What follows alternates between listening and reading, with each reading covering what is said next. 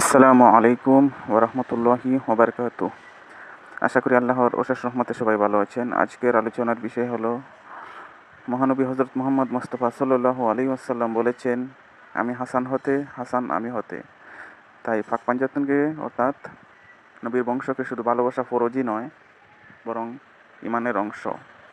তাই বাংলাদেশে অনেক আলিমরা আছেন, পাক পাঞ্জাতন অর্থাৎ নবীর বংশের প্রতি ভুল ধারণা আছে, তারা বিশ্বাস করতে চায় না। তাই ভালো করে বুঝতে হলে সম্পূর্ণ ভিডিওটি দেখতে হবে। আরও কিছু গুরুত্বপূর্ণ আলোচনা আছে মাওলানা কাজী জাবের আল জাহাঙ্গীর ওনার কাছ থেকে, আসুন আমরা জেনে নিই। আল্লাহর হাবিব মোহাম্মদ সাল্লাল্লাহু আলাইহি ওয়াসাল্লাম মাওলা হাসান আলাইহিস সালাতু ওয়াসসালামের কে কুলে নিয়ে তাকে উদ্দেশ্য করে বলেন, আল হাসানু মিন্নি ওয়াহ আনা মিনাল হাসান। এই হাসান আমা থেকে, আমি হাসান হতে। মাওলা হাসান আলাইহিস সালাতু ওয়াসসালামের ফজিলত এবং মাওলা হাসান আলাইহিস সালাতু ওয়াসসালামের জীবনী আমাদের প্রত্যেকটা মুসলমানের, প্রত্যেকটা মানুষের জানা প্রয়োজন। কেন? মাওলা হাসান আলাইহিস সালাতু ওয়াসসালাম তিনি পাক পাঞ্জাতনের অন্যতম একজন। এই পাক পাঞ্জাতন কুলকাইনাতের জন্য রহমত, বরকত এবং নিয়ামত, এবং আল্লাহর হাবিবের বংশ। আল্লাহর হাবিব চাদর মোবারকের ভিতরে আল্লাহর হাবিব একদিন উম্মে সালমার ঘরে শুয়েছিলেন। সেই আল্লাহর হাবিব যখন চাদর মোবারকের ভিতরে মাওলা আলী করমাল্লাহু ওয়াজহু সৈয়দনা মা ফাতেমাতুজ জাহরা, মাওলা হাসান, মাওলা হুসাইনকে রেখে রব্বুল আলামিনকে বললেন, হে আমার রব, এই হলো আমার বংশ। সেই বংশটি অবশ্যই নূরের এবং রক্তের, জাহের এবং বাতেন, দুই দিকেই। আমরা যারা মুসলমান, আমরা যারা ইসলাম ধর্মের অনুসারী, অবশ্যই আমাদেরকে রসুল সাল্লাল্লাহু আলাইহি ওয়াসাল্লাম এবং আওলাদে রসুল সম্পর্কে স্বচ্ছ ধারণা থাকতে হবে। সমাজের বুকে অধিকাংশ মানুষের আওলাদে রসুল সম্পর্কে স্বচ্ছ ধারণা অনেকেরই নেই। আমাদের এবং আমার ক্ষুদ্র প্রচেষ্টা হচ্ছে আল্লাহর রসুল সাল্লাল্লাহু আলাইহি ওয়াসাল্লামের এবং তাহার বংশের আওলাদদের সম্পর্কে স্বচ্ছ ধারণা দেওয়ার ক্ষুদ্র প্রচেষ্টা, এবং মানুষ যেন জ্ঞান গবেষণা করে এবং তাদের সম্পর্কে, তাহাদের সম্পর্কে জানে। ইহাতে যেন আমরা আল্লাহ এবং আল্লাহর রসুলের এবং আল্লাহর রসুলের বংশকে অনুসরণ করে, তাহাদের অনুসরণ করে আমরা যেন আমাদের স্বভাব, চরিত্র এবং জীবনকে সুন্দর করতে পারি। আওলাদে রসুলকে মানতে হবে। আওলাদে রসুলকে মহব্বত করা ইমানের অংশ। কেন বললাম এই কথা? কারণ এবাদতের মধ্যে আওলাদে রসুলকে দুরুদ সালাম পেশ করা, এইটা হুকুম, এবং আওলাদে রসুলদেরকে তাজিম করা, ইজ্জত করা, এটা আল্লাহর হুকুম।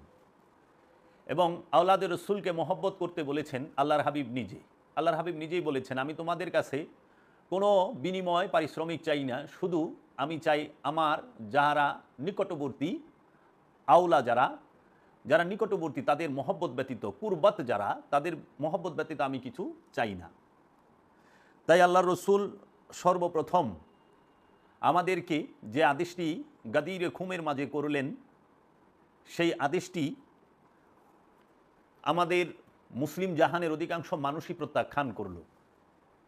আল্লাহ রসুল বললেন, গাদিরে খুম নামক স্থানে 1,20,000 সাহাবায়ে কেরামদের উপস্থিতিতে তিনি একটি স্টেজের উপরে, উটের মধ্যে স্টেজটা করা হয়েছিল, সেই স্টেজের উপরে উঠে বললেন, আনা তারাকতুম ফিকুমুস সাকলাইন আউয়ালুহা কিতাবুল্লাহি ফীহি নূরুন ওয়াল হুদা ফাখুযুহু কিতাবুল্লাহি ওয়াস্তামসিকু বিহি ওয়াসানি আলে বাইতি আযকুরুল্লাহা ফি আলে বাইতি মান ইত্তাবাআহুমা কানা আলাল হুদা ওয়া মান তারাকাহুমা কানা আলাদ দালালাতি। অর্থাৎ আল্লাহ রসুল বললেন, আনা তারাকতুম ফিকুমুস সাকলাইন, আমি তোমাদের সামনে দুটো ভারী জিনিস রেখে যাচ্ছি।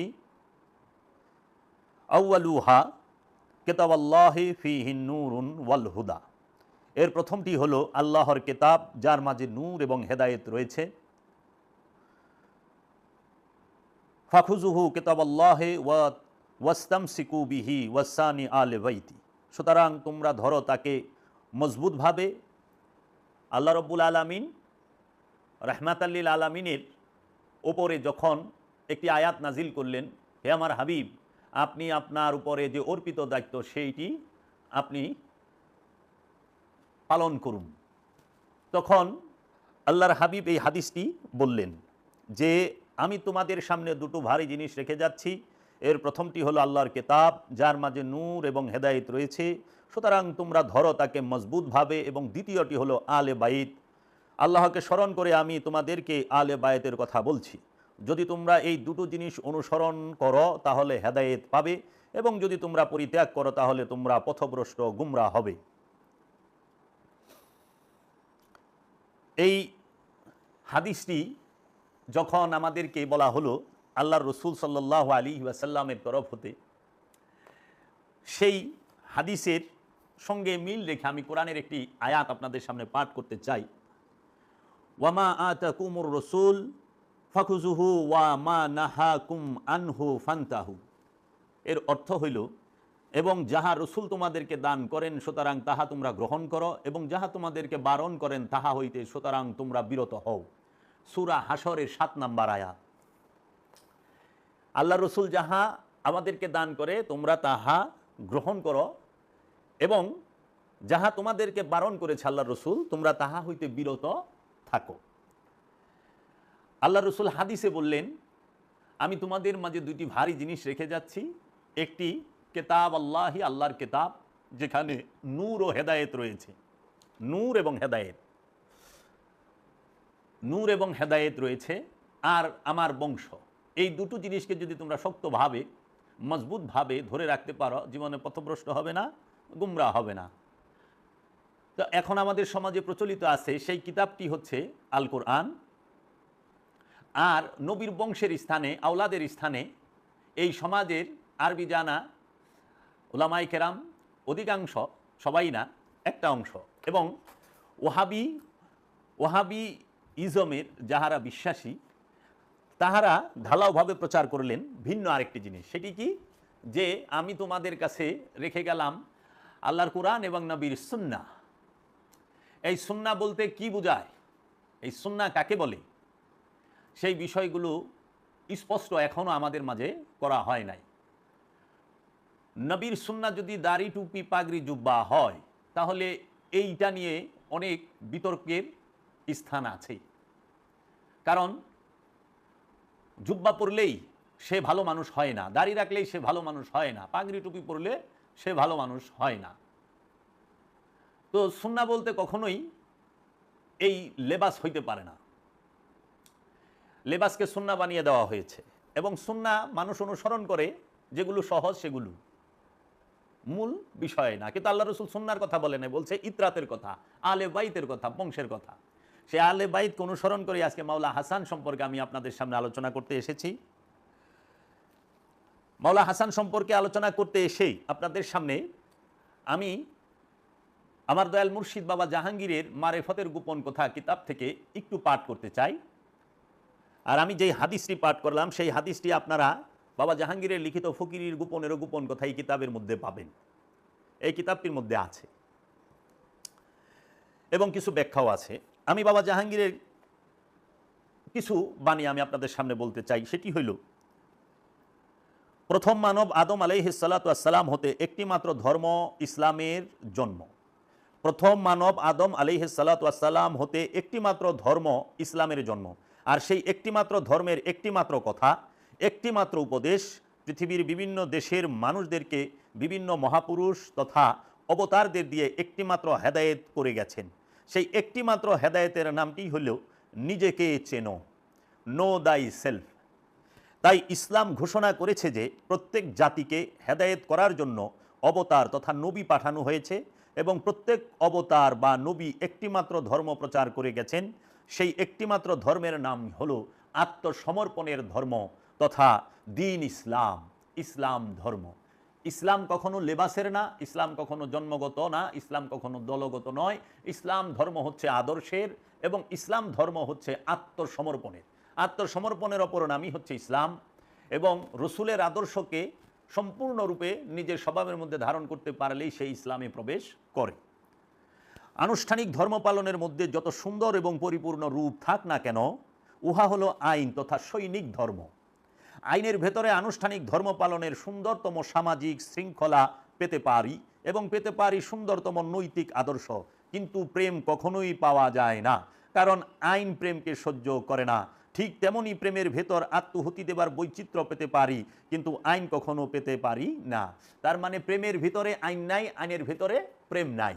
তাই আল্লাহকে যদি কেউ ভালোবাসতে চায়, সে যেন আল্লাহর হাবিবকে ভালোবাসে। আল্লাহ রাব্বুল আলামিন কুরআনুল মাজিদে ইরশাদ করলেন, কুল ইন কুনতুম তুহিব্বুনাল্লাহ ফাত্তাবিউনি ইউহিব্বুকুমুল্লাহ ওয়া ইয়াগফিরু লাকুম যুনুবাকুম আল্লাহু গফুরুর রহিম। কে আছো আমি আল্লাহকে ভালোবাসতে চাও, সে আমার হাবিব মুহাম্মদ সাল্লাল্লাহু আলাইহি ওয়াসাল্লামকে ভালোবাসো। আল্লাহর হাবিব মুহাম্মদ সাল্লাল্লাহু আলাইহি ওয়াসাল্লাম বললেন, কে আছো আমি মুহাম্মদ সাল্লাল্লাহু আলাইহি ওয়াসাল্লামকে ভালোবাসতে চাও, সে আমার ইতরাত, আমার বংশ, আমার আহলে বাইতকে ভালোবাসো।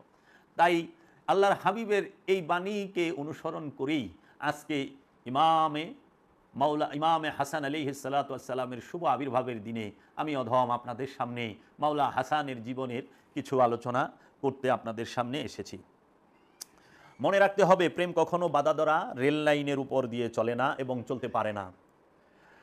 আইনের কবরের উপরেই প্রেমের ফুল ফুটে। যারা শক্তির পূজা করে তারা প্রেমের পূজা করতে পারে না। শক্তির পূজারীরা প্রেমকে সহ্য করে না। প্রেমের ধর্ম হচ্ছে ক্ষমা, আইনের ধর্মই হচ্ছে শাস্তি। আইন ভঙ্গ করবেন, আইন আপনাকে শাস্তি দেবে। আর মহব্বত, সে আপনাকে ক্ষমা করতে জানে, শাস্তি দিতে জানে না। তাই মহব্বতের ধারায় ইসলামের প্রবেশ করার সবচেয়ে এবং সর্বশ্রেষ্ঠ মাধ্যম হইল প্রেম। প্রেমের উপরে কিছুই নাই। তাই আমরা আজকে আওলাদে রসুল মাওলা হাসান আলাইহিস সালাতু ওয়াস সালামের জীবনী আমরা বলতে চাই। মাওলা হাসান আলাইহিস সালাতু ওয়াস সালামকে বলা হয় আল্লাহ রসুলের ছেলে। এইটার দলিল হচ্ছে কোরআনুল কারিমে আল্লাহ রাব্বুল আলামিন আল্লাহ রসুলের ছেলে হিসেবেই সম্বোধন করছে। আমরা দেখব যে সূরা আল ইমরানের 61 নম্বর আয়াত, যে আয়াতকে বলা হয় আয়াতে মুবাহেলা, সেইখানে আল্লাহ রাব্বুল আলামিনের যিনি রসুল, এই রসুলের দৌহিত্র যিনি মাওলা হাসান আলাইহিস সালাতু ওয়াস সালাম, তিনি এবং পাক পাঞ্জাতনকে নিয়ে আল্লাহর রসুল যখন মুবাহেলার জন্য নাজরান প্রদেশে গেলেন একদল খ্রিস্টানদের সামনে, তখন সেই খ্রিস্টানরা চমকে উঠলেন আল্লাহর রসুলের এই বংশকে দেখে। সূরা আল ইমরানের 61 নম্বর আয়াতে বলা হচ্ছে,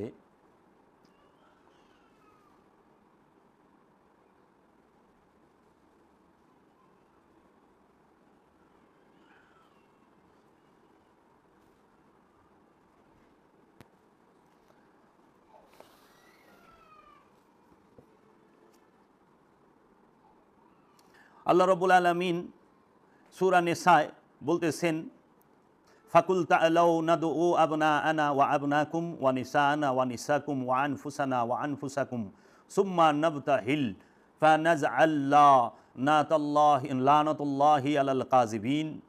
আল্লাহর নবী মুহাম্মদ সাল্লাল্লাহু আলাইহি ওয়াসাল্লাম এই খ্রিস্টানদেরকে উদ্দেশ্য করে সূরা আল ইমরানের 61 নম্বর আয়াতে বলতেছেন, তবে তুমি তাকে বলো, এসো আমরা ডাকি, এসো আমরা ডেকে নেই আমাদের সন্তানদেরকে। খেয়াল করুন, মাওলা হাসান এবং মাওলা হুসাইন আলাইহিস সালাতু ওয়াস সালাম সম্পর্কে আল্লাহর হাবিব বলতেছেন, এসো আমরা ডেকে নেই আমাদের সন্তানদেরকে ও তোমাদের সন্তানদেরকে, আর আমাদের নারীদেরকে ও তোমাদের নারীদেরকে, এবং আমাদের নিজেদেরকে মানে আমাদের নফসকে ও তোমাদের নফসকে। তারপরে আমরা বিনীত প্রার্থনা করি, আমরা আল্লাহর দরবারে হাত তুলি, মিথ্যাবাদীদের উপর আল্লাহর লানত বর্ষিত হোক। এই যে বাবা জাহাঙ্গীরের কোরআনুল মাজিদ লিখিত, এই কোরআনুল মাজিদের সূরা আল ইমরানের 61 নম্বর আয়াতে বলা হচ্ছে, সুতরাং আপনি বলুন, আসো আমরা ডাকি আমাদের সন্তানদেরকে এবং তোমাদের সন্তানদেরকে, এবং আমাদের নারীদেরকে এবং তোমাদের নারীদেরকে, এবং আমাদের নফসকে এবং তোমাদের নফসকে, অতঃপর আমরা প্রার্থনা করি মিথ্যাবাদীদের উপর আল্লাহর লানত কার্যকর হোক। এই যে আয়াতে মুবাহেলার সময় আল্লাহর রসুল বললেন, তখন আল্লাহ রসুল মোহাম্মদ সাল্লাল্লাহু আলাইহি সাল্লাম তার সঙ্গে নিয়ে গেলেন। আল্লাহ রসুল গেলেন, আল্লাহ রসুলের সাথে মাওলা আলী আলাইহিসসালাম গিয়েছিলেন, সৈয়দনা মা ফাতেমাতুজ জাহরা আলাইহিসসালাম গিয়েছিলেন, ইমাম হাসান মুস্তাফা আলাইহিসসালাম গিয়েছিলেন এবং ইমামে হুসাইন আলাইহিসসালাম গিয়েছিলেন। এখানে বলা হয় যে আমাদের সন্তানদের স্থানে মহানবী মাওলা হাসান এবং হুসাইনকে নিয়েছেন, নেসার স্থানে সৈয়দনা মা ফাতেমাকে নিয়েছেন এবং নফসের স্থানে মাওলা আলী করমাল্লাহু ওয়াজহুকে নিয়েছেন। আল্লাহ রসুল বলে দিলেন নফসে রসুলই হচ্ছে মাওলা আলী, নেসায় রসুলই হচ্ছেন সৈয়দনা মা ফাতেমা এবং আওলাদে রসুলই হচ্ছেন মাওলা হাসান এবং মাওলা হুসাইন। এর জন্য আমরা দেখতে পাই মাওলা হাসান এবং মাওলা হুসাইন আলাইহিসসালাম মাওলা আলী করমাল্লাহু ওয়াজহুকে ডাকতেন যেই নামে, তিনারা কখনো মাওলা আলী আলাইহিসসালামকে বাবা বলে ডাকতেন না। তিনি মাওলা আলী আলাইহিসসালামকে ডাকতেন যে ইয়া আবুল হাসান মুস্তাফা। মাওলা হুসাইন যখন মাওলা আলী কারামাল্লাহু ওয়াজহুকে ডাকতেন তখন বলতেন ইয়া আবুল হাসান মুস্তাফা সাল্লাল্লাহু আলাইহি ওয়াসাল্লাম। আর যখন তিনি মাওলা হুসাইন মাওলা আলীকে ডাকতেন তখন বলতেন ইয়া হাসান মুস্তাফা। আর মাওলা হাসান যখন ডাকতেন ইয়া আবুল হুসাইন বলে ডাকতেন। আর মাওলা হাসান এবং মাওলা হুসাইন মহানবীকে ডাকতেন ইয়া মাওলা হুসাইন এবং মাওলা হাসান আলাইহিসসালাম দয়াল রসুলকে ডাকতেন ইয়া আবাতি, ও বাবা, ইয়া আবাতি বলে ডাকতেন। এখন কথা হলো আল্লাহ রসুল সাল্লাল্লাহু আলাইহি ওয়াসাল্লামের হাতে হাত রেখে মাওলা আলী করমাল্লাহু ওয়াজহু বায়াত গ্রহণ করেছেন, সৈয়দনা মা ফাতেমা বায়াত গ্রহণ করেছেন, মাওলা হাসান এবং মাওলা হুসাইন আলাইহিসসালাম বায়াত গ্রহণ করেছেন। যাহাদের মাঝে জীবনে একদিনের তরে কোনো মূর্তি পূজার অংশ নেই, জীবনে একদিনের তরে আওলাদের রসুলগণ কোনোদিন কোনো পাপাচারের মধ্যে লিপ্ত হয় নাই, কোনো প্রকার কামাচারে লিপ্ত হয় নাই, তারা পুত পবিত্র তৈয়ব তাহেরা। আল্লাহ রব্বুল আলামিন কুরআনুল কারীমের মধ্যে আল্লাহর রসুলের বংশ মাওলা আলী করমাল্লাহু ওয়াজহু, সৈয়দনা মা ফাতেমাতুজ জাহরা আলাইহিসসালাম, সৈয়দনা ইমাম হাসান, সৈয়দনা ইমাম হুসাইন আলাইহিসসালাম যে পুত পবিত্র, সেই বিষয়ে স্পষ্ট আল্লাহ রব্বুল আলামিন কুরআনুল মাজিদের মধ্যে বলে দিয়েছেন ইন্নামা ইউরিদুল্লাহ লিইয়ুযহিবা আনকুমুর রিসা আহলাল বাইতি ওয়া ইউতাহিরাকুম তাতহীরা। হে আল্লাহ তো ইচ্ছা করেন, হে নবী পরিবার, হে রসুলের বংশ, আল্লাহ তো ইচ্ছা করেন আপনার পরিবারবর্গকে, আল্লাহ তো কেবল চান তোমাদের থেকে অপবিত্রতাকে দূরে করতে এবং তোমাদেরকে সম্পূর্ণরূপে পবিত্র করতে। এই অপবিত্রতা বলতে কি বোঝায়? একমাত্র অপবিত্র হচ্ছে খান্নাস, আর অন্য যত কিছু আছে সেগুলো হচ্ছে অপরিষ্কার, ময়লা, আবর্জনা এবং সেইগুলো হচ্ছে আপনার সম্পূর্ণরূপে হারাম, নিষিদ্ধ। একমাত্র অপবিত্রই হচ্ছে খান্নাস, আর অন্য কোনো কিছু অপবিত্র না, সেটা অপরিষ্কার। এর জন্য কলবের মধ্যে খান্নাস যে পর্যন্ত আছে ওই পর্যন্ত প্রতিটা নফস অপবিত্র, প্রতিটা মানুষ অপবিত্র। তার কলবের মধ্যে খান্নাস আছে কিন্তু শরীরে পবিত্র মানে পরিষ্কার পোশাক আছে, সে পবিত্র না। যার শরীর পরিষ্কার, পোশাক পরিষ্কার কিন্তু অন্তর পরিষ্কার না, নফস পরিষ্কার না, নফসের মধ্যে খান্নাস রূপী শয়তান আছে, সে অপবিত্র। যদি তার দেহ পরিষ্কারও থাকে, যদি তার পোশাকও পরিষ্কার থাকে, তাতে কিছুই যায় আসে না, সে অপবিত্র। আর যাহার নফসের সাথে অপবিত্র খান্নাস রূপী শয়তান নাই কিন্তু তার শরীরে ময়লা আছে এবং পোশাকেও ময়লা আছে, তারপরও সে পবিত্র। কারণ তার সমস্ত ইন্দ্রিয় পথ, ইন্দ্রিয় দ্বার পথ পবিত্র।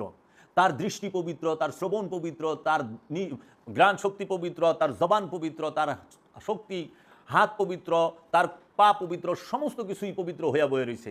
এখন বর্তমান সমাজে আমরা দেখতে পাচ্ছি এই অপবিত্র নাম দিয়ে দিছে ময়লাকে, আপনার বিভিন্ন প্রকার অপরিষ্কার জিনিসপত্রকে, কিন্তু তাহারা খান্নাসকে অপবিত্র এই বিষয়টা বলেই নাই।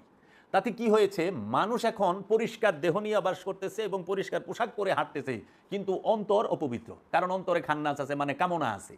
কামনাযুক্ত অন্তর নিয়ে বাস করাই মানুষ অপবিত্র হয়ে বাস করে।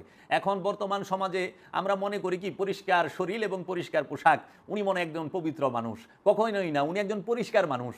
আর অন্তরের মধ্যে খান্নাস রূপী শয়তান নাই, কিন্তু তার শরীরের মধ্যে ময়লা আছে, পোশাকের মধ্যে ময়লা আছে, সে অপবিত্র না, সে পবিত্র মানুষ।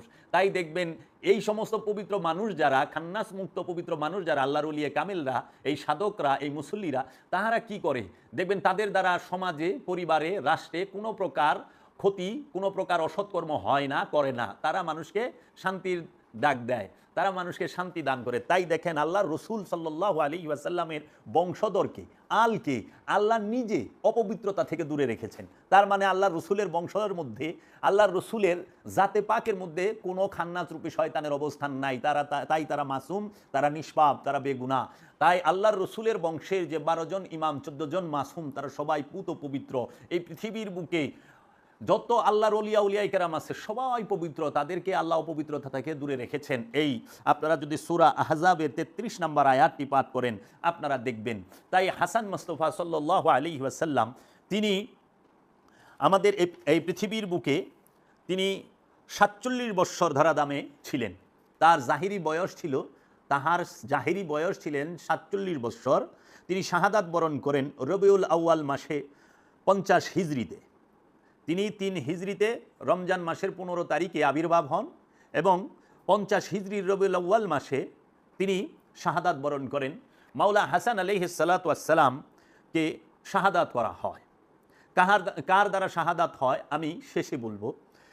661 খ্রিস্টাব্দে আলী আলাইহিস সালাতু ওয়াস সালামের শাহাদাতের পরে মাওলা হাসান আলাইহিস সালাতু ওয়াস সালাম তিনি খেলাফত লাভ করেন। মাত্র 6 মাস তিনি খেলাফতে থাকেন। 50 হিজরিতে বিষ প্রয়োগ করে মাওলা হাসান আলাইহিস সালাতু ওয়াস সালামকে মুয়াবিয়া, আমিরে মুয়াবিয়ার চক্রান্তে তিনি শহীদ হন। এখন এই 47 বছরের জীবনী আমরা মুসলমানরা মাওলা হাসানের এই 47 বছরের জীবনী আমরা কয়জনে জানি? আমাদের সমাজ কি, আমাদের সমাজের ধর্মযাজকরা কি আওলাদে রসুলদের জীবনীটা জানিয়েছেন? 47 বৎসর কিন্তু অনেক লম্বা সময়। এই 47 বৎসরের ভিতরে কি করলেন?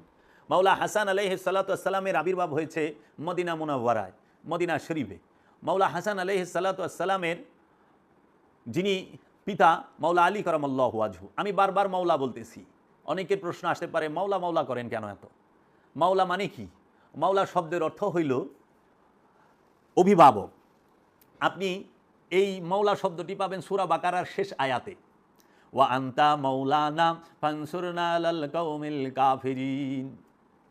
এই মাওলা শব্দ পাবেন আপনি গিয়ে সূরা বাকারার শেষে। সেইখানে বলা হচ্ছে মাওলা মানে অভিভাবক, মাওলানা মানে আমাদের অভিভাবক। এখন আমি এর জন্য বলি মাওলা, আমার অভিভাবককে মাওলা মুহাম্মদ মুস্তাফা আহমদ মুস্তাফা সাল্লাল্লাহু আলাইহি ওয়াসাল্লাম। আমার অভিভাবককে মাওলা আলী কারামাল্লাহু ওয়াজহু।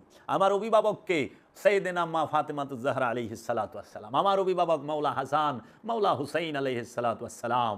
আমার অভিভাবক আমার দয়াল মুর্শিদ কেবলা ও কাবা কালান্দার জাহাঙ্গীর বা ইমান আল সুরেশ্বরী ফিয়ানহু আমার মাওলা, আমার অভিভাবক। এখন আমরা যদি মাওলা আলী কারামাল্লাহু ওয়াজহুকে মাওলা বলি অনেকের শুনতে কষ্ট হয়, শরীরে জ্বালা ধরে। হ্যাঁ, তখন তারা আমাদেরকে বলে যে মাওলা কুই পাইলেন? আপনারা যে প্রচলিত সমাজে বলেন আজ এই তাফসিরুল কোরআনে ওয়াজ ফরমাইবেন হযরত মাওলানা। হযরত মানে কি? হযরত মানে হচ্ছে জনাব। হযরতের বাংলা হলো জনাব। এই হযরত লাগানোটাও অ্যাকচুয়ালি বেয়াদবি, কারণ রসুলের আগে জনাব লাগায় না। এটা ওয়াহাবিদের লাগানো শব্দ হযরত। কোরআনে কোথাও হযরত নাই, হযরত মুহাম্মদ সাল্লাল্লাহু আলাইহি সাল্লাম নাই। তো এই হযরত মানে জনাব, মাওলানা মানে আমাদের প্রভু, জনাব আমাদের প্রভু, জনাব বুলবুলি জবানি, উনি ওয়াজ ফরমাইবেন। এই যে বিষয়টা আমাদের সমাজের অধিকাংশ মানুষ জানে না যে হযরত শব্দের অর্থ জনাব, ইংরেজিতে বলে স্যার, আর মাওলানা শব্দের অর্থ হলো আমাদের অভিভাবক, আর মাওলা শব্দের অর্থ হলো অভিভাবক। এখন আপনারা একটু খেয়াল করেন, শিরক কি আমি করতেছি না আপনারা করতেছেন? আমার অভিভাবক তো মাওলা হাসান, মাওলা হুসাইন, মাওলা আলী। আপনার অভিভাবক কে? আরবি জানা একজন ব্যক্তি। তো আরবি জানা একজন ব্যক্তি কি আপনাকে জান্নাতে নিতে পারবেই? কখনোই না। আপনাকে যদি জান্নাতে নেয়, নিবে আওলাদে রসুলগণ, আল্লাহর ওলিগণ। কিভাবে? জান্নাত তো আল্লাহ রব্বুল আলামিনের যে রসুল হাবিব মুহাম্মদ সাল্লাল্লাহু আলাইহি সাল্লামের সম্পদ। জান্নাত হচ্ছে মাওলা হাসান হুসাইন আলাইহিস সালাতু ওয়াস সালামের বাপ দাদার সম্পদ। জান্নাতুল ফেরদাউস মাওলা হাসান হুসাইন আলাইহিস সালাতু ওয়াস সালামের বাপ দাদার সম্পদ, 12 ইমাম 14 মাসুমের বাপ দাদার সম্পদ। জান্নাত হচ্ছে মুমিনগণদের বাপ দাদার সম্পত্তি। আল্লাহ কোরআনেই বলেছেন, আমি মুমিনদের জানের বদলতে, মুমিনগণ তাদের জানের বদলতে, জীবনের বদলতে জান্নাত ক্রয় করে নিয়েছে। আল্লাহ মুমিনদের জীবনের বিনিময়ে জান্নাতকে তার কাছে বিক্রি করে দেয়। জান্নাত হচ্ছে মাওলা আলীর মহানবীর সম্পদ। জান্নাত হচ্ছে আওলাদে রসুলদের 12 ইমাম 14 মাসুমের বাপদাদার সম্পদ। আওলাদে রসুল 12 ইমাম 14 মাসুমের পাক পাঞ্জাতনের বিরোধিতা করে যদি কেউ জান্নাতে যাইতে চায়, সে তো বুকার স্বর্গে বাস করে। জান্নাত কোনো মৌলানা সাহেবদের বাপদাদার সম্পদ না। জান্নাত কোনো ওহাবি খারিজির বাপদাদার সম্পদ না। জান্নাত উমাইয়া আব্বাসিয়াদের বাপদাদার সম্পত্তি না। জান্নাত হচ্ছে পাক পাঞ্জাতনের, জান্নাতের মালিককে মাওলা মুহাম্মদ সাল্লাল্লাহু আলাইহি ওয়াসাল্লাম, জান্নাতের মালিককে মহাপ্রভু মুহাম্মদ সাল্লাল্লাহু আলাইহি ওয়াসাল্লাম, কাউসারের মালিক, কাউসার বাটনেওয়ালা সাকিয়ে কাউসার হলো মাওলা আলী কারামাল্লাহু ওয়াজহু। আর জান্নাতের যে যুবক শাবাব, জান্নাতের যুবকদের যিনি সর্দার, তাহারা হচ্ছেন মাওলা হাসান মাওলা হুসাইন আলাইহিস সালাতু ওয়াস সালাম। সমস্ত নেশা জান্নাতি নারীকুলের সর্দারিনী তিনি হচ্ছেন সৈয়দনা মা ফাতেমাতুজ জাহরা আলাইহিস সালাতু ওয়াস সালাম। তাই আমরা দেখতে পাই আল্লাহ ফরজ করে দিয়েছেন প্রতিটা আমানুর উপরে নবী এবং রসুলের উপরে দুরূদ পাঠ করা এবং সশ্রদ্ধ সম্মান প্রদর্শন করা এবং আওলাদের রসুলদেরকে সম্মান করার হুকুম আল্লাহ এবং আল্লাহর রসুল বলে দিয়েছেন। তাই মাওলা হাসান আলাইহিস সালাতু ওয়াস সালাম আল্লাহর রসুলের সাথে তিনি খুব একটা সময়, তিনি 7 বৎসরের কিছু উপরে আল্লাহ রসুলের সাথে অতিবাহিত করেন। আল্লাহ রসুলের সামনে একদিন আল্লাহ রসুল সাল্লাল্লাহু আলাইহি ওয়াসাল্লাম সাহাবায়ে কেরামদের সামনে খুতবা দিতেছিলেন।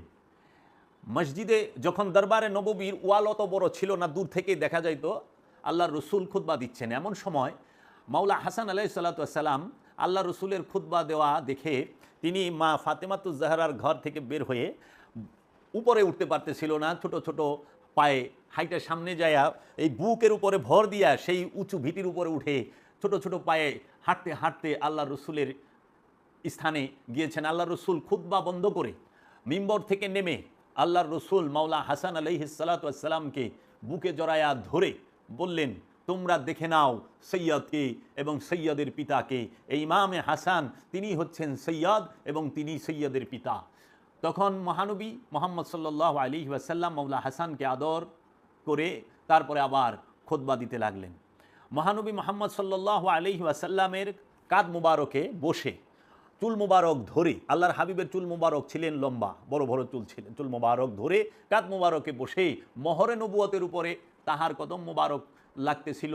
দুই কাঁধে দুই ভাই ইমামে হাসান আলাইহিস সালাম ইমামে হুসাইন আলাইহিস সালাম সওয়ার করেছেন। মহানবীর কাঁধে মাওলা হুসাইন, মহানবীর বুকে মাওলা হুসাইন। মহানবী মিম্বর থেকে নেমে মাওলা হাসানকে বুকে তুলে নেয়। মহানবী মাওলা হাসানকে তিনি খুব আদর যত্ন করেন। আল্লাহর হাবিব যখন সেজদারত অবস্থায় থাকেন তখন মাওলা হাসান আল্লাহর হাবিবের পিঠ মোবারকে উঠে বসেন এবং মাওলা মুহাম্মদ সাল্লাল্লাহু আলাইহি ওয়াসাল্লামের পাগড়ি মোবারক ধরে বসে থাকেন। যেই পর্যন্ত স্বইচ্ছায় তিনি পিঠ মোবারক থেকে মাওলা হাসান না নামেন, আল্লাহর হাবিব মাথা উঠান না। তাই মাওলা হাসান আলাইহিস সালাতু ওয়াস সালামের মর্যাদা অনেক অনেক। আপনারা একটু খেয়াল করেন, হাজরে আসওয়াতে আল্লাহর রসুল একবার চুম্বন করেছেন, এই ঠোঁট মোবারক লাগিয়েছেন এবং অন্য নবী আম্বিয়া আলাইহিস সালাতু ওয়াস সালাম স্পর্শ করেছেন। সেইখানে আমরা চুম্বন করলে গুনাহ মাফ হয় আমাদের। আর আল্লাহর রসুলের আওলাদ মাওলা হাসানকে এবং মাওলা হুসাইনকে এবং পাক পাঞ্জাতনকে মহব্বত করলে কি আমাদের গুনাহ মাফ হবে না? অবশ্যই হবে। আমাদের মধ্যে রসুলের আদর্শ চরিত্র কি ফুটে উঠবে না? অবশ্যই হবে। মাওলা হাসান আলাইহিস সালাতু ওয়াস সালাম তিনি অত্যন্ত নম্র এবং অত্যন্ত বিনয়ী ছিলেন। এই হাসান শব্দের অর্থই হচ্ছে যত খুবিয়া, যত সিফাত মানে গুণাবলী যে স্থানে একত্রিত হয় সেই স্থানকেই হাসান বলা হয়। হাসান শব্দের অর্থই হচ্ছে সর্বশ্রেষ্ঠ সুন্দর, সবচেয়ে সুন্দর, সর্বশ্রেষ্ঠ কি সাহেবুল জামাল, তিনি নূরের পুতুল। তাই আল্লাহর রসুল বলেছেন এই হাসান হচ্ছে আমার ফুল। মাওলা হাসান আলাইহিস সালাতু ওয়াস সালামকে আল্লাহর রসুল ফুল বলে সম্বোধন করেছেন। মাওলা হাসান আলাইহিস সালাতু ওয়াস সালাম তিনি মাওলা আলী করমুল্লাহু ওয়াজহুর সাথে সব সময় ছায়ার মতো মাওলা আলী করমুল্লাহু ওয়াজহুর সাথে থাকতেন। এবং মাওলা মুহাম্মদ সাল্লাল্লাহু আলাইহি ওয়াসাল্লামের যে পতাকা জান্ডা যেটাকে আলম বলা হয়, সেই আলমকে বহন করতেন মাওলা আলী করমুল্লাহু ওয়াজহু। মাওলা আলী করমুল্লাহু ওয়াজহুর পতাকাকে আলমকে বহন করে নিতেন মাওলা হাসান আলাইহিস সালাতু ওয়াস সালাম। মাওলা হাসান আলাইহিস সালাতু ওয়াস সালাম তিনি তসব্বুর মে তফাক্কুর মে বহুত উঁচু স্তরের সর্বশ্রেষ্ঠ স্তরে অবস্থান করেন। এবং মাওলা হাসান আলাইহিস সালাতু ওয়াস সালামের জীবনী এত সুন্দর, এত অসাধারণ, যেটা তুলনা হয় না। মাওলা হাসান আলাইহিস সালাতু ওয়াস সালাম যখন মাওলা আলী করমুল্লাহু ওয়াজহুকে হারান, মাওলা আলী করমুল্লাহু ওয়াজহু যখন শাহাদাত বরণ করেন, সেই সময়ে মাওলা আলী করমুল্লাহু ওয়াজহু তিনি মাওলা হাসানের বয়স তখন খুব একটা বেশি নয়। মাওলা আলী আলাইহিস সালাতু ওয়াস সালাম যখন 661 খ্রিস্টাব্দে মাওলা আলী শাহাদাত বরণ করেন, এই মাওলা হাসান আলাইহিস সালাতু ওয়াস সালামের তখন বয়স আমরা দেখতে পাই 25 থেকে 61। তখন তার বয়স হইল আপনার 36 বছর। 36 বছরের যুবক তিনি। মাওলা আলী করমুল্লাহু ওয়াজহুর সাথে তিনি নাহওয়ানের যুদ্ধে অংশগ্রহণ করেন, সিফিনের যুদ্ধে অংশগ্রহণ করেন এবং জঙ্গে জামালের যুদ্ধে অংশগ্রহণ করেন। নাহওয়ানের যুদ্ধ আমির মুয়াবিয়ার সাথে মাওলা আলীর যুদ্ধ সংগঠিত হয় নাহওয়ান সিফিনের, সেটা ফুরাত নদীর কারবালায়, সেইখানেই ফুরাত নদীর এই পারে এক পারে হয় মাওলা আলী করমুল্লাহু ওয়াজহুর সাথে মুয়াবিয়ার যুদ্ধ, সেই যুদ্ধের নাম সিফিন। আরেক পারে তার উল্টো পারে হয় মুয়াবিয়ার ছেলে ইয়াজিদের সাথে মাওলা হুসাইন আলাইহিস সালাতু ওয়াস সালামের কারবালার যুদ্ধ। মুয়াবিয়ার সাথে মাওলা আলীর যুদ্ধ হয় ফোরাতের কিনারে, আবার মাওলা হুসাইনের সাথেও ইয়াজিদের যুদ্ধ হয় ফোরাতের আরেক পারে।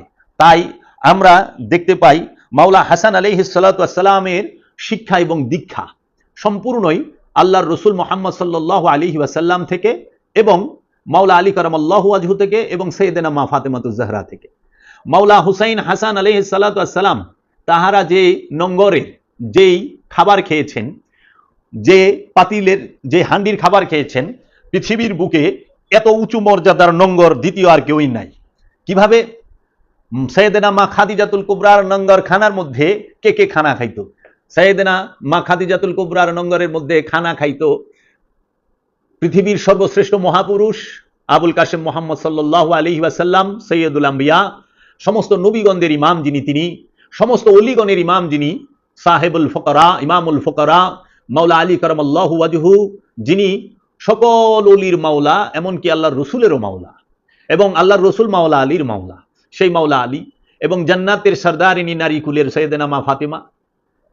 আবার মা ফাতেমার নঙ্গরের মধ্যে খাবার খাচ্ছে পৃথিবীর সর্বশ্রেষ্ঠ নবী যিনি রাহমাতাল লিল আলামিন, পৃথিবীর সর্বশ্রেষ্ঠ রসুল যিনি সৈয়দুল মুরসালিন, এবং মাওলা আলী করমুল্লাহু ওয়াজহু যিনি সাহেবুল জামাল এবং ইমামুল ফুকারা, যিনি সমস্ত ওলিদের ইমাম, সমস্ত ওলিদের মাওলা। আবার জান্নাতের সর্বশ্রেষ্ঠ দুই নওজোয়ান যাহারা জান্নাতের যুবকদের সর্দার মাওলা হাসান মাওলা হুসাইন, এবং জান্নাতের সর্বশ্রেষ্ঠ যে নারীকুল সর্দারিনী মা ফাতেমাতুজ জাহরা, এবং পাক পাঞ্জাতনের অন্য আরেকজন সদস্য হযরত সালমান ফারসি।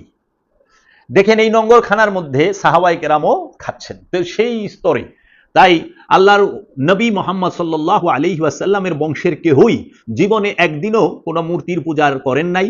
তারা কোনো প্রকার কোনো দুনিয়াবি কর্মের সাথে লিপ্ত নয়। যদি কেউ বলে তাহাদের কোনো ভুল আছে, সেই ব্যক্তির ভুল। কেন? যার সাথে খান্নাস রূপী শয়তান আছে তারই ভুল আছে।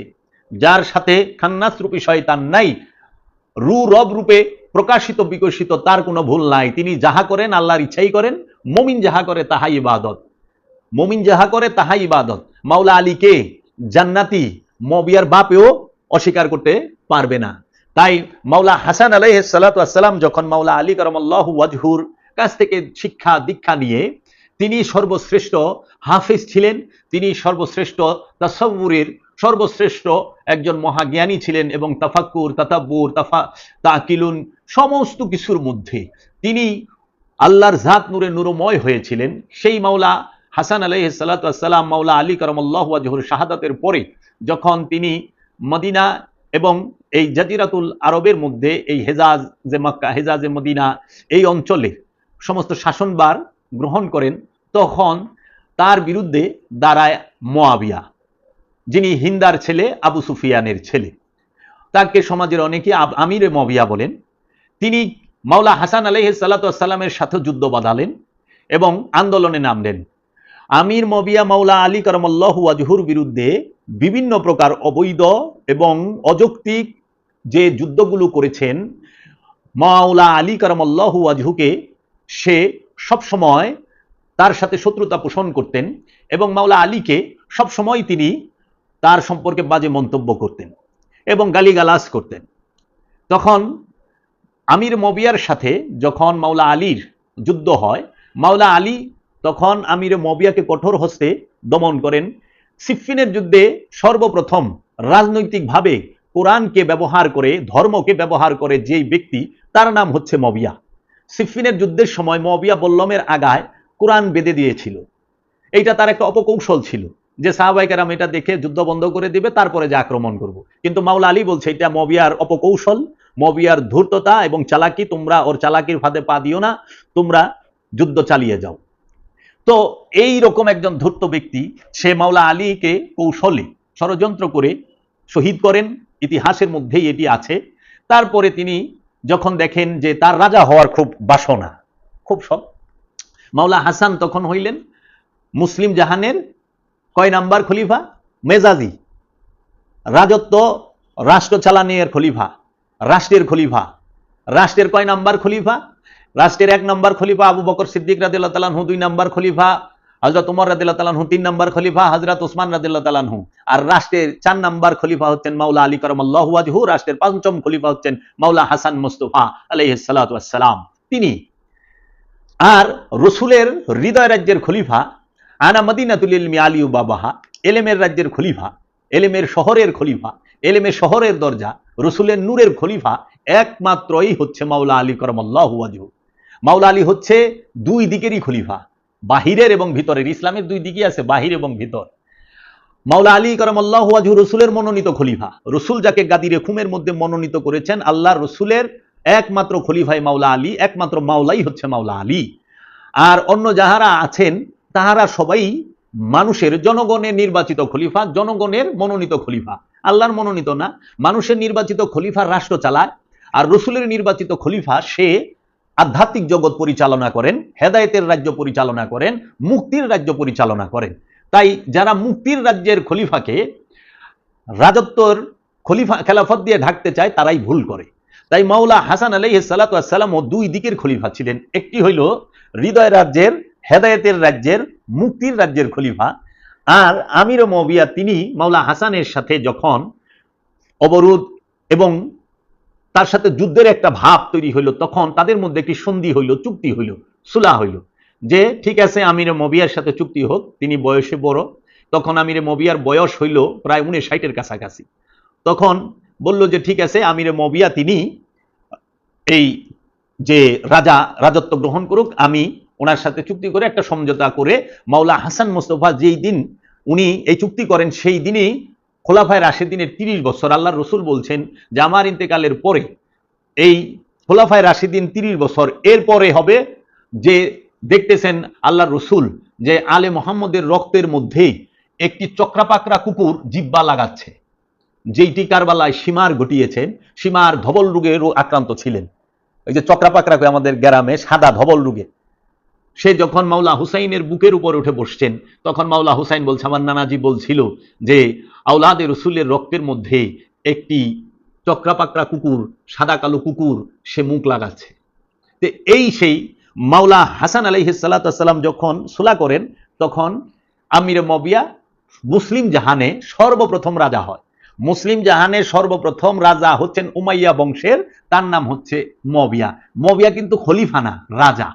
উমাইয়া বংশের প্রথম রাজা। আর উমাইয়া বংশের প্রথম শাসক হইল হযরত উসমান রাদিয়াল্লাহু তাআলা আনহু। আর উমাইয়া বংশের প্রথম রাজা হইল মবিয়া। মবিয়া তারপরও ক্ষান্ত হয় নাই, কারণ মবিয়ার সাথে চুক্তি ছিল, মবিয়ার ইন্তেকালের পরে মাওলা হাসান যদি জাহিরিভাবে পৃথিবীর বুকে থাকেন তাহলে তিনি হবেন খলিফা, তিনি শাসনকর্তা হবেন। যদি মাওলা হাসান না থাকেন তাহলে তারপরে হবে মাওলা হুসাইন শাসনকর্তা। মবিয়া চক্রান্ত করে ইমামে হাসান আলাইহিস সালাতু ওয়াস সালামকে বিষ প্রয়োগ করাইল এক সাহাবীর মেয়েকে দিয়ে, এবং তিনি তার স্ত্রী। হাসান মাওলা আলাইহিস সালাতু ওয়াস সালামের স্ত্রী যে বিষ খাইয়েছে তিনি ছিলেন মাওলা আলীর সাহাবী ও মহানবী সাহাবী আশআস, তার মেয়ে জায়েদা। হযরত আশআসের মেয়ে জায়েদাকে দিয়ে তিনি মাওলা হাসানের সম্পর্কে স্ত্রীও ছিলেন। তিনি বিষ প্রয়োগ করেন কিসের সাথে? মাওলা হাসান আলাইহিস সালামকে হত্যা করার জন্য পূর্বে অনেকবার বিষ প্রয়োগ করা হয়েছে। পূর্বে যখন বিষ প্রয়োগ করা হয়, আল্লাহর হাবিব মুহাম্মদ সাল্লাল্লাহু আলাইহি ওয়াসাল্লামের রওজা মুবারকে গিয়ে যখন হাসান মাওলা ফরিয়াদ করেন এবং আল্লাহ রসুলের রওজা মুবারকের মাটি মুবারক নিয়ে, ধুলা মুবারক নিয়ে শরীরে মেখে দেন, শরীরের মধ্যে লাগিয়ে দেন, তখন বিষক্রিয়া চলে যায়। দেখেন সুন্নত কোথা থেকে আসছে। যারা বলেন মাজারে গিয়ে আল্লাহর ওলির কাছে চাওয়া, ওইখানের মাটি দুলা মাথায় মাখা, এটা তো শিরিক বিদআত। আপনারা দেখেন মাওলা হাসান আলাইহিস সালাতু ওয়াস সালামকে খাদ্যের সাথে বিষ মিশাইছে। আল্লাহর রসুলের সন্তান নাতি মাওলা হাসান দৌড়ায়া যখন এই বিষক্রিয়া হয়েছে, আল্লাহর রসুলের নাতি মাওলা হাসান তিনি নানাজির রওজার সামনে গিয়ে ফরিয়াদ করেছেন, দয়াল রসুলের রওজা মোবারকের মাটি শরীরে মেখেছেন, বিষক্রিয়া শেষ। এইভাবে বেশ কয়েকবার মাওলা হাসানের খাবারের সাথে বিষ প্রয়োগ করা হয়েছে, কিন্তু তিনি শহীদ হন নাই। লাস্টে এমনভাবে বিষ প্রয়োগ করা হয়েছে যেটা ভয়ানক বিষ। সেটা কিভাবে? মাওলা হাসানকে যখন বারবার ষড়যন্ত্র করা হয়, তখন মাওলা হাসান তিনি কি করেন যে তখন কাউরেই তিনি করতে দেন না। তার খাবার যে সেই খাবারটি দিতেন তাহার মেয়ে, মাওলা হাসানের মেয়ে। তো মাওলা হাসানের মেয়ের দ্বারাই খাবার তৈরি হতো এবং খাবার খাওয়াইতেন। তো মাওলা হাসান আলাইহিস সালাতু ওয়াস সালাম যে পানি খাইতেন, এই পানির যে মশক ছিল সেই মশকের উপরে মুখে কাপড় বেঁধে রাখা হইতো। তো এই মশকের মধ্যে যখন কাপড় বেঁধে রাখা হয়েছে, তো সেই মশক কেন?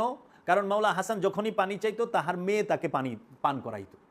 তো একদিন মাওলা হাসান আলাইহিস সালাতু ওয়াস সালামকে মধু দিয়ে পানি পান করাইছে। তো এই মধুর মধ্যে যখন মেয়ে এসে আপনার এই মশক বেঁধে রাখা হইতো, কেন? কাপড় দিয়ে, যেন মশক খুললে টের পাওয়া যায় যে কেউ কোনো ষড়যন্ত্র করছে কিনা। এমন সময় এই মশকের মধ্যে তো বিষ দিতে পারে না। রাতে মেয়ে যখন পানি দিছে, পানি দেওয়ার পরে পানি পান করছে, ওই যে খুলছে আর পানি যে ভিজা ছিল কাপড়টা, এই কাপড়ের মধ্যে উপরিভাগে এমন খতরনাক বিষ রেখা দিছিল যেইটা ওই পানির ফোটায় নিচে পানির সাথে মিক্স হয়েছে। মিক্স হওয়ার পরে এমন ভয়ানক বিষ, যখন মাওলা হাসানকে পানি পান করার জন্য পানি দিছে, সেই পান করার পরে কলিজার টুকরা হইয়া একদম টুকরো টুকরো হইয়া বের হয়েছে এবং রক্ত লুথা মানে চাকা চাকা রক্ত বের হয়েছে বমির সাথে। অনেকে বলা হয় যে হীরা যে চূর্ণ করে, একদম হীরা চূর্ণ করে মধুর সাথে পানির সাথে মিক্স করে পান করানো হয়েছে, যে ওই হীরার জন্য কেটে গেছে ভিতরে। এইরকমও ঐতিহাসিকগণ বলে থাকেন। মোট কথা মাওলা হাসানকে তার স্ত্রী সেই বিষের যে পয়জনটা সেইটা রেখে দিয়েছিল পানির ইয়ের উপরে, যার নাম এই জায়েদা, তিনিই পান করাইছেন। যখন মাওলা হাসান আলাইহিস সালাতু ওয়াস সালাম উঠে যাইতে পারতেছিলেন না রসুলের রওজার মধ্যে, এমন সময় মাওলা হুসাইন আলাইহিস সালামকে ডেকেছেন। মাওলা হুসাইন আলাইহিস সালাম এসে দেখেন প্রচণ্ড রক্ত বের হচ্ছে এবং চাকা চাকা। তখন বলতেছেন যে ভাইজান আপনি বলেন কে এই কাজ করলো? মাওলা হাসান তখন এই কথাটি তাকে গোপনে বললেন এবং তিনি ওসিয়ত করলেন, ভাই আমি আর বাঁচব না, আর আমার পক্ষে সম্ভব না নানা জানের রওজা মুবারকে গিয়ে ফরিয়াদ করা। তা আমি তোমাকে একটি ওসিয়ত করে যাই। সেই ওসিয়তটি কি?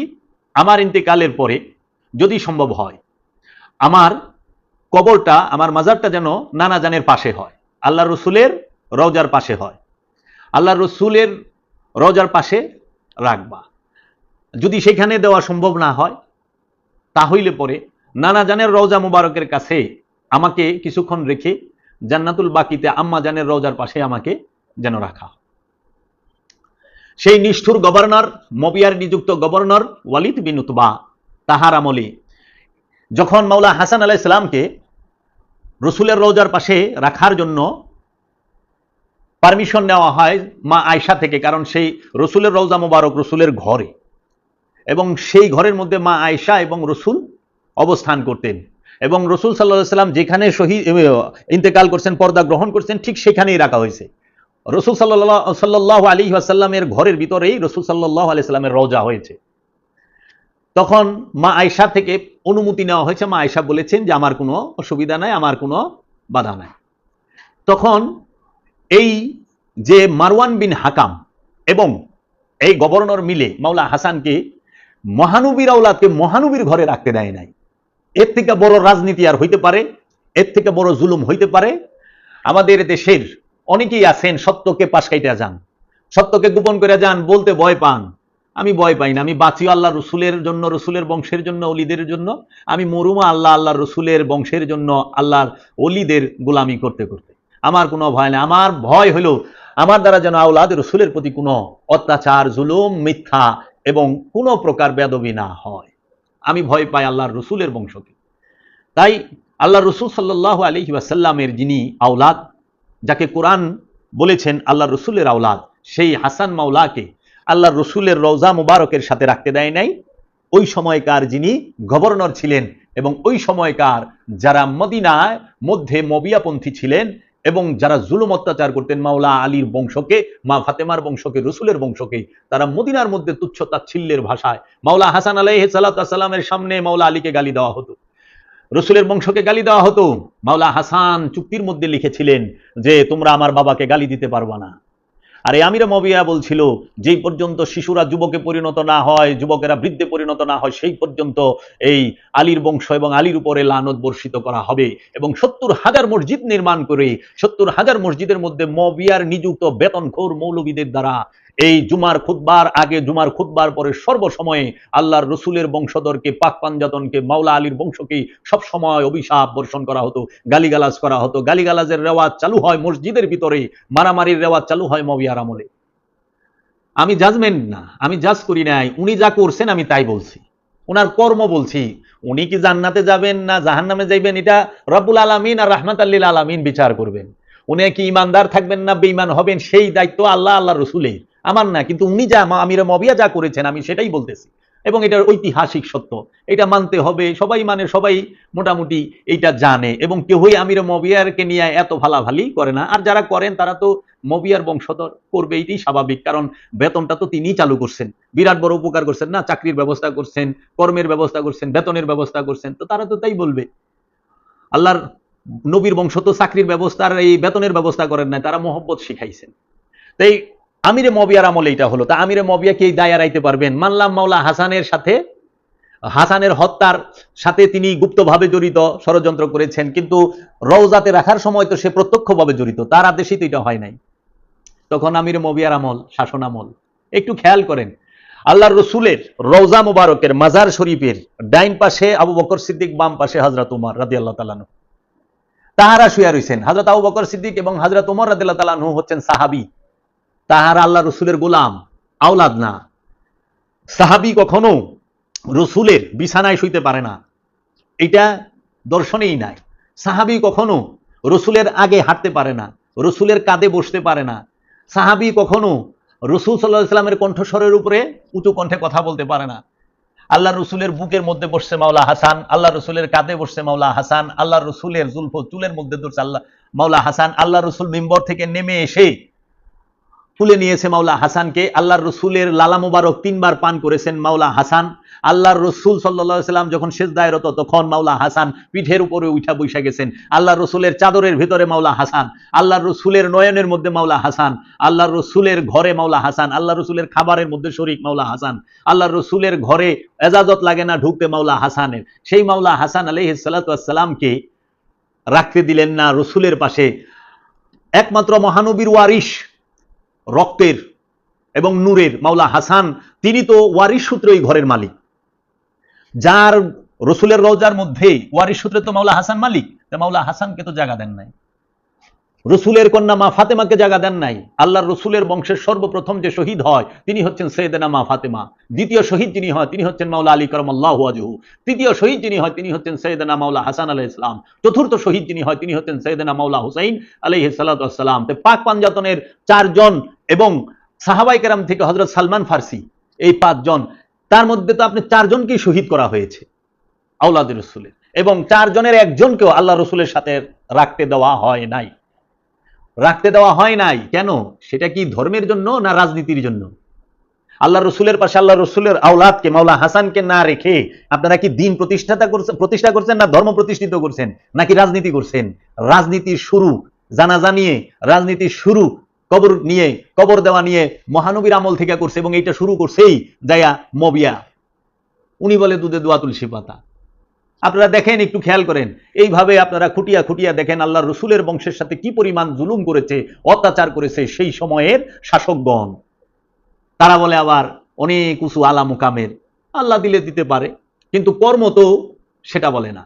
তাই আল্লাহ রসুলের বংশকে যারা অত্যাচার করেছেন, জুলুম করেছেন, তারা কি আল্লাহ রসুলের সামনে দাঁড়াতে পারবে? আল্লাহ রসুলের কাছ থেকে দোয়া এবং দয়া পাবে? আল্লাহ রসুলের কাছ থেকে পেতেও পারে, কারণ রসুল তো রহমাতাল লিল আলামিন।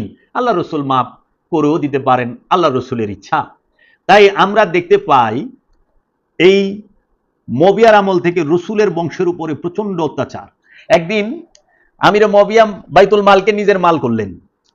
পরে মদিনাবাসীরা যারা নাকি দামেশকে গেলেন, তো উনি দামেশ থেকে মদিনায় আসলেন একবার। আমির তো ওনার পিছনে সমস্ত মাল রাখা হইল।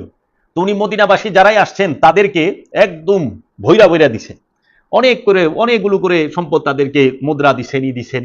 তো দিতে দিতে শেষ পর্যায়ে এমন সময় সন্ধ্যার দিকে মাওলা হাসান আসছে আমিরে মবিয়ার সাথে দেখা করতে।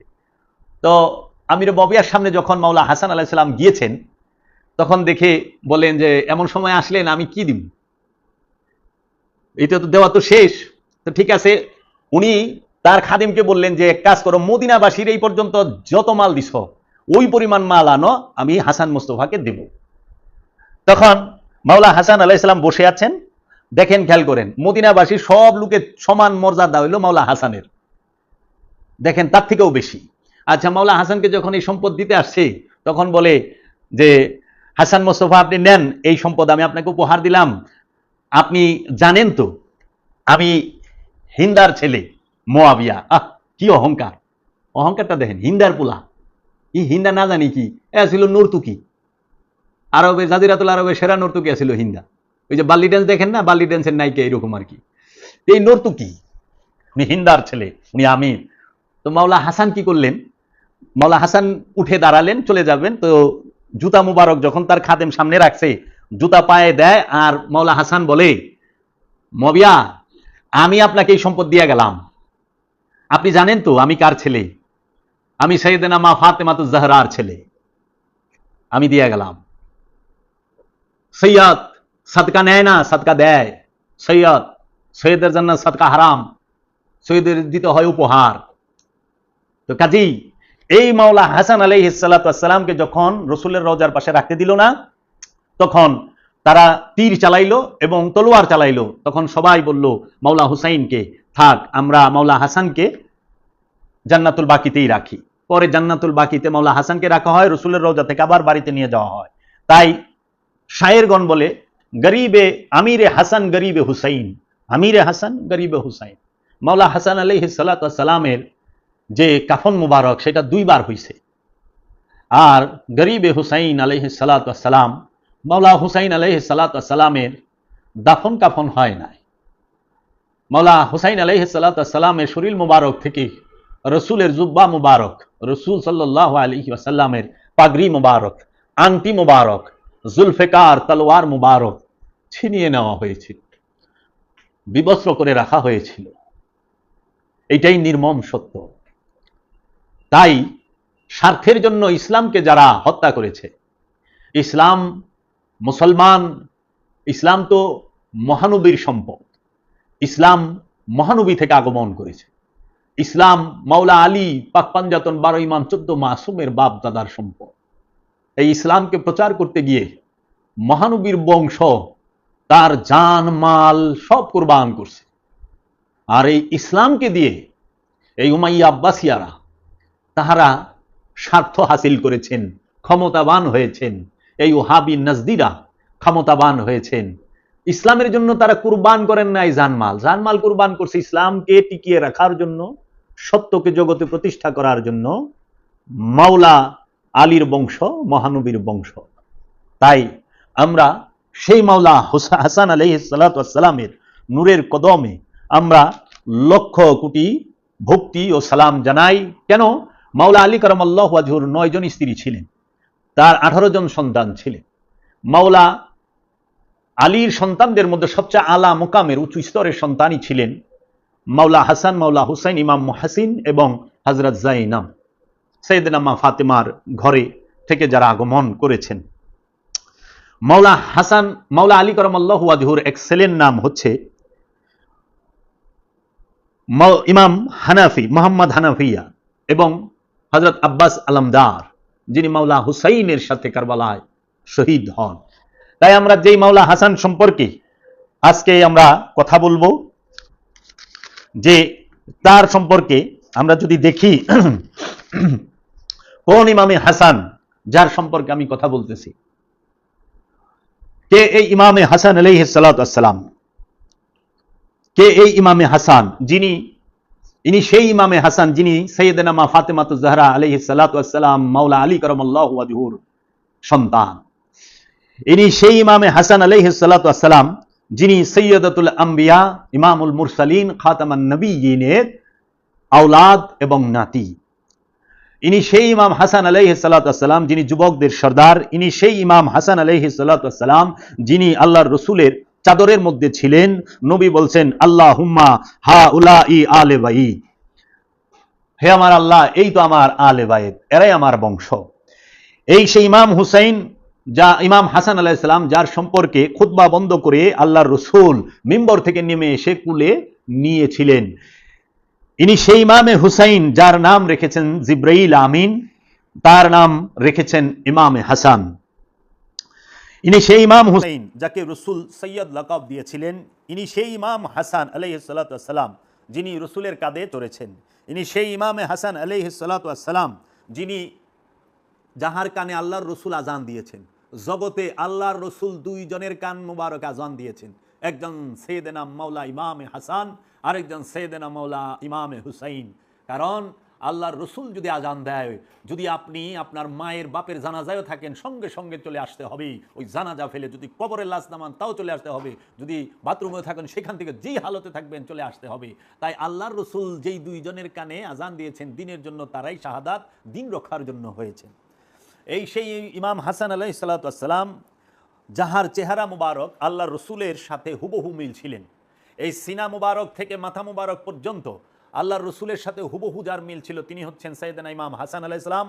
এবং এই সিনা মুবারক থেকে পায়ের তলা মুবারক পর্যন্ত যার সাথে হুবহু মিল ছিলেন তিনি হচ্ছেন সাইয়েদনা ইমাম হুসাইন আলাইহিস সালাতু ওয়াস সালাম। এই সাইয়েদনা ইমাম হাসান, সাইয়েদনা ইমাম হুসাইন আলাইহিস সালাতু ওয়াস সালাম, এই 2 জনের দেহ মুবারকের সাথে আল্লাহর রাসূলের দেহ মুবারকের হুবহু মিল। জগতে এত সুন্দর হুবহু দেহ মুবারকের সাথে রাসূলের যে মিল আর কাহারও ছিল না। এই সেই ইমামে হাসান আলাইহিস সালাতু ওয়াস সালাম যাহার মুখে আল্লাহর রাসূল 3 বার আল্লাহর রাসূলের পবিত্র জবান মুবারক ঢুকিয়ে দিয়েছেন। এবং এই সেই ইমাম হাসান আলাইহিস সালাম যিনি আল্লাহর রাসূলের জবান মুবারকের লালা মুবারক চুষে খেয়েছেন। এই সেই ইমামে হাসান আলাইহিস সালাম যিনি পায়ে হেঁটে 25 বার মসজিদুল হেরেম কাবা শরীফে গিয়ে হজ পালন করেছেন, পায়ে হেঁটে, ঘোড়ায় চড়ে অথবা উঠে চড়ে না, 25 বার। এই সেই ইমামে হাসান আলাইহিস সালাম যাহার বয়ান, যাহার আলোচনা মাওলা আলী কারামাল্লাহু ওয়াজহু লুকিয়ে লুকিয়ে শুনতেন। এই সেই ইমাম হাসান আলাইহিস সালাম যাহার ঘোড়ার লাগাম ধরে রাখতে সোয়াব মনে করতেন বিখ্যাত সাহাবী হযরত আব্দুল্লাহ ইবনে আব্বাস রাদিয়াল্লাহু তাআলা আনহু। এই সেই ইমামে হাসান আলাইহিস সালাম যিনি রাসূলের, যাহাকে আল্লাহ রাসূল ফুল বলে সম্বোধন করেছেন, কুলে নিয়ে বলেছেন এই হাসানই হচ্ছে আমার ফুল। এই সেই ইমামে হাসান আলাইহিস সালাম যিনি সূরা কাউসারের প্রথম তাফসীর, আল্লাহর রাসূলের আওলাদই হচ্ছেন, যেখানে বলছে ইন্না আতাইনাকাল কাউসার, হে আমার হাবিব আমরা আপনাকে দান করেছি কাউসার, ফাসাল্লি লি রাব্বিকা ওয়ানহার, আপনি আপনার রবের সংযোগ ও যোগাযোগ করুন এবং নাহর করুন দাঁড়ানো অবস্থায়। ইন্না শানিআকা হুয়াল আবতার, যাহারা আপনাকে পিঠ দেখাইলো তাহারা নিঃসন্তান। আরবের কাফেরেরা মুশরিকেরা আল্লাহ রসুলকে টিটকারি দিত যে মোহাম্মদ নওজুবিল্লাহ তিনি নিঃসন্তান, নওজুবিল্লাহ। তাই আল্লাহ রসুল বলেছেন আমার বংশ সে মেয়ে থেকে চালু, মেয়ের ঘরে থেকে চালু। যেই রকম হযরত ঈসা রুহুল্লাহ তিনি মা মারিয়ামের ছেলে, কিন্তু ঈসা রুহুল্লাহর পিতা নাই, কিন্তু হযরত ঈসা রুহুল্লাহকে কুরআনুল কারীমে ইব্রাহিম আলাইহিস সালামের বংশ বলা হয়েছে। ঈসা রুহুল্লাহ কিভাবে ইব্রাহিম আলাইহিস সালামের বংশ হয়? কারণ ইব্রাহিম আলাইহিস সালামের ঈসা রুহুল্লাহ তো বাবার ঘর থেকে আসে নাই, বাবা থেকে আসে নাই, মা থেকে আসছে। তো মিল্লাত ইব্রাহিমের মধ্যে মেয়ে থেকেও বংশকে সম্বোধন করা হয়েছে। তাই ঈসা রুহুল্লাহ ইব্রাহিম আলাইহিস সালামের ইব্রাহিম আলাইহিস সালামের বংশধর, এবং মা ফাতেমা আলাইহিস সালাতু ওয়াস সালাম রসুলের বংশ, এবং মা ফাতেমা থেকেই ইমাম হাসান হোসেন আলাইহিস সালাম রসুলের বংশ। তাই আল্লাহর রসুলের ঘরে নূরী সন্তান চিরকাল আছেন, আওলাদে রসুল, 12 ইমাম 14 মাসুম, অলিয়া উলিয়া ইকরাম আজও পর্যন্ত আছেন, কিয়ামত পর্যন্ত থাকবেন। প্রত্যেকটা কামেল আল্লাহর অলি আল্লাহ রসুলের বংশ, নূরের বংশ, রক্তেরও নূরেরও। তারপরে এই সেই ইমামে হাসান আলাইহিস সালাম যিনি মাওলা আলীর বংশের প্রথম আওলাদ, এই সেই ইমাম হাসান আলাইহিস সালাম যাহার উপরে খেলাফত আলামিন হাজান নবুয়াত মুকাম্মেল হয়েছে। মহানবীর বংশের এই মাওলা হাসানের দ্বারাই খোলাফায়ে রাশিদিনের 30 বছর মোকাম্মেল হয়েছে 6 মাস সময়কালে। যেই দিন তিনি এইটা ছেড়ে দেন ঠিক সেই দিনই 30 বছর পূর্ণ হয়। এই সেই ইমাম হাসান আলাইহিস সালাম যাহার উপরে খেলাফত সমাপ্ত হয়, এই সেই ইমাম হাসান আলাইহিস সালাম যিনি শহীদে আজম ইমামে হুসাইন আলাইহিস সালামের ভাই, এই সেই ইমামে হাসান আলাইহিস সালাম যিনি সৈয়দনা মা খাদিজাতুল কুবরার নাতি, এই সেই ইমামে হাসান আলাইহিস সালাম যিনি শহীদে কারবালা ইমাম কাসেম আলাইহিস সালাতু ওয়াস সালামের পিতা, এই সেই ইমাম হাসান আলাইহিস সালাতু ওয়াস সালাম যিনি এই পাক পাঞ্জাতনের অন্যতম সদস্য। সেই ইমাম হাসান আলাইহিস সালামের শুভ আবির্ভাবের দিনে আমরা যেন রহমত বরকত হাসিল করতে পারি, আমরা সেই ফরিয়াদ মাওলা পাকের কাছে রাখব। কথা আপনাদের সামনে বলতে চাই, সেটি হইল পাক পাঞ্জাতন কারা। পাক পাঞ্জাতন কারা? আমাদের বিরুদ্ধে, আমার বিরুদ্ধে বিশেষ করে অনেকে কমেন্টেও বলেন যে আলাইহিস সালাতু ওয়াস সালাম বলেন কেন, কই পাইলেন, ভণ্ডামি করেন কেন, অনেকে গালিগালাজও করে। আমি আজকে একটু ক্লিয়ার করি। এখন বলতে চাই যে মহানবীর বংশ দেখতে চাইলেন আল্লাহ, তাই ফেরেশতা জিব্রাইলকে পাঠানো হলো, এবং বুখারী ও মুসলিম শরীফের এই ঐক্যমতে এই ঘটনাটি উল্লেখ দেখতে পাই। সংক্ষেপে বলতে গেলে মহানবীর একটি কম্বল 4 জনকে একসঙ্গে তার পবিত্র শরীরের সঙ্গে একত্র করে ঢেকে দিয়ে আল্লাহকে বললেন যে এই হলো আমার বংশ। এখন প্রশ্ন হলো মহানবীর সেই কম্বলে ঢাকা, চাদরে ঢাকা 4 জন কারা ছিলেন, তাদের নাম কি কি? কারণ এটা খুবই সাংঘাতিক ব্যাপার, তাই সবারই প্রচন্ড আগ্রহ থাকার কথা যে এই 4 জন মহাভাগ্যবান তবে কারা।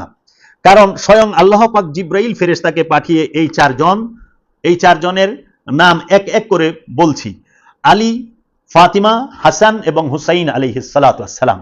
মহানবীর বংশ বলতে এই 4 জনকেই মহানবী ঘোষণা করলেন, এবং ইহাও আমাদের বেশ ভালো করে একদম নিরপেক্ষভাবে জেনে রাখা অবশ্যই কর্তব্য বলে সব সময় মনে করতে হবে যে বাকি যারা ছিলেন তারা যত বড় এবং যত মহান এবং যত মর্যাদা সম্পূর্ণ সাহাবাই হন না কেন, তারা মহানবীর বংশের কেউ নন। মহানবীর একমাত্র বংশই হচ্ছে এই 4 জন, যেটাকে আল্লাহ রসুল বলে দিয়েছেন। এই বিষয়টি একটি মারাত্মক গবেষণার বিষয়। মহানবীর সাহাবাদের প্রচুর মর্যাদা আছে, এবং সেই মর্যাদার হাদিস ও বুখারী এবং অন্যান্য হাদিস শরীফে আমরা দেখতে পাই। কিন্তু মহানবীর বংশের আরো অনেকে থাকা সত্ত্বেও কেন মহানবী এই 4 জনকে সেই দিন জিব্রাইলের সামনে প্রকাশ্যে ঘোষণা করলেন, এই রহস্য যিনি বুঝতে পারেননি তিনি মারেফতের গোপন কথার কাঁচকলাটিও বুঝতে পারেননি। মহানবী এবং এই 4 জনকে মিলে হলো পাঞ্জাতন 5 জন, ইহাই পাক পাঞ্জাতন। রুহানি এলেম তথা যে এলেম সিনাতে প্রবেশ করানো হয়, সেই এলেমের দাতা হলেন এই 5 জন। সিনা থেকে সিনাতে যে এলেম প্রবেশ করানো হয়, সেই এলেমের দাতা হইল এই 5 জন পাক পাঞ্জাতন আওলাদে রসুলের। এই 5 জনের ভিক্ষা যার কপালে না জুটছে সে ওলি হয় না। ওলি হইতে গেলে অবশ্যই পাক পাঞ্জাতনের ভিক্ষা মাওলা মুহাম্মদ সাল্লাল্লাহু আলাইহি ওয়াসাল্লাম, মাওলা আলী কারামাল্লাহু ওয়াজহু, সাইয়্যিদানা মা ফাতেমাতুজ জাহরা, মাওলা হাসান, মাওলা হুসাইনের পাক পাঞ্জাতনের ভিক্ষা অবশ্যই যার কপালে জুটবে সে আল্লাহর ওলি হবে, যার কপালে জুটবে না তার অলি হওয়ার কোনো সুযোগ নাই। এই আমরা আপনাদের দান করেছি একমাত্র কাউসার। কোরআনের এই ঘোষণাটির প্রকাশ্য রূপ হলো এই পাক পাঞ্জাতন। মাওলা আলীর শাসন রূপটি তথা শাসনটি হলো আধ্যাত্মিক রাজ্যের আমিরুল মোমিনিনের শান। এই শান এবং মাওলা আলীর শাসন রূপটি তথা শানটি হলো আধ্যাত্মিক রাজ্যের আমিরুল মোমিনিনের শান। এই শান এবং মর্যাদাটি মহানবী নিজেই দিয়েছেন। সুতরাং আলী এবং পাক পাঞ্জাতন ছাড়া আধ্যাত্ম জগতে প্রবেশ করার পথ নেই। কারণ আধ্যাত্ম রাজ্যে প্রবেশ করার তো মাত্র একটি দরজা, আর সেটা হলো মাওলা আলী। এই সম্মান, এই মর্যাদা, এই মান আধ্যাত্মিক জগতের শান, যাকে সুফিবাদ বলা হয়। এটা হৃদয়ের রাজত্ব। এই রাজ্যে ঢুকতে হলে মাওলা আলী নামক দরজা দিয়েই ঢুকতে হবে। তাই হৃদয় রাজ্যের আমির হইলেন মাওলা আলী। হৃদয়ের আমল এবং গোপন রহস্য যার কাছে ধরা দিয়েছে তিনি মুমিন, এবং তিনি কেবল জানেন যে আলী মুমিনদের আমির তথা আমিরুল মুমিনিন। এখন আমরা যে বিষয়টি বলি, যে আমরা আওলাদে রসুলদেরকে আলাইহিস সালাতু ওয়াস সালাম বলি কেন?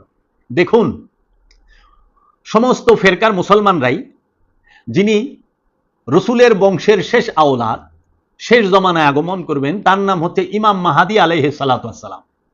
তাকে সবাই মানেন, স্বীকার করেন, যার নেতৃত্বে ঈসা রুহুল্লাহ তিনিও আগমন করবেন। মাওলা আলী আলাইহিস সালাতু ওয়াস সালামের শেষ বংশধর যিনি, তাকে আপনারা বলেন ইমাম মাহাদি আলাইহিস সালাম। তো শেষ আওলাদ যদি ইমাম মাহাদি আলাইহিস সালাতু ওয়াস সালাম হয়, তাহলে তাহার বাপ দাদারা কিভাবে রাদিয়াল্লাহু তাআলা আনহু হয়? শেষ আওলাদ আলাইহিস সালাতু ওয়াস সালাম আর তার বাপ দাদারা হয় রাদিয়াল্লাহু তাআলা আনহু। এটা কিভাবে হয়? এটা কখনোই হয় না।